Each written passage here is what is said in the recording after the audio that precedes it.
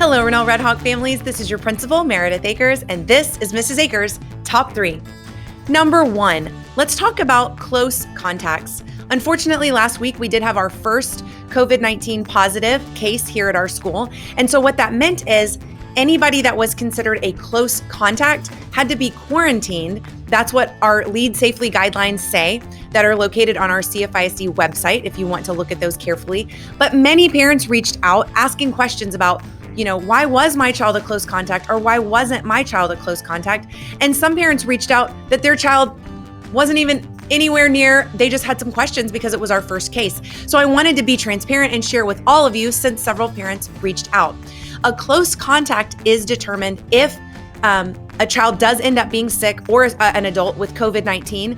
Anybody that's been within 6 feet of that individual for 15 minutes or more, that's what we're going to look at as a close contact. So we don't just say, for example, this child in Miss Akers' homeroom, so we're going to quarantine the whole entire homeroom. That is not what we do. We look carefully at seating charts for that class. If they switch to another class, we have to look at the seating charts for that class. If they go to art or music or PE, we need to look at the seating charts for those classes. Lunch. What about if the teacher pulled a small group or if the kids worked in partners? So those are all things we have to look at and determine. And we have careful conversations with our teachers too, because we have mitigating factors in place like wearing a mask and being behind desk shields because our students do that.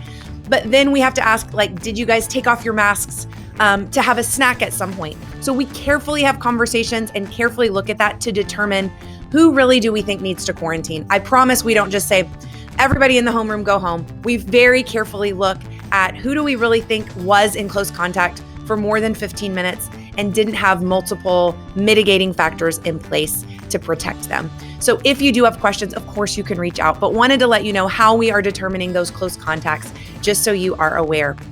Number 2, next Monday, we are so excited to be welcoming back about 170 students that were learning at home, but are now coming back to Rennell Elementary in person.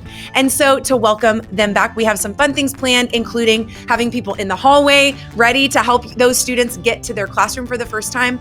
But also, we are asking our face-to-face students to wear plaid because we're so glad you're back. So we wanted to welcome them back. We know it's not the first day of school, but for them, it's the first day face-to-face. So please join us in wearing plaid on November 9th on Monday to welcome back many of our students who are coming back that were Connect, but they're going to be face-to-face. We're so glad you're back, and we'll be wearing plaid to welcome them back on Monday. Number 3, also on Monday, our fundraiser prizes have arrived. So we are so excited. All of those students that raised money in the fundraiser have earned different prizes depending on how much money they raised. And so those prizes will be delivered to our face-to-face students in class on Monday. They'll go home in their backpacks. If your student is still a Connect student on Monday, because we know many of our students are changing on Monday, but if you're still a Connect student and your child's not coming face-to-face, please drive through our back parking lot by the cafeteria between 4:30 and 6 on Monday so that you can swing by and pick up your child's fundraiser prizes. More information is below in our newsletter. Please always read through. And as always, we're here to partner with you. Contact us if you have any questions or concerns. Have a wonderful week.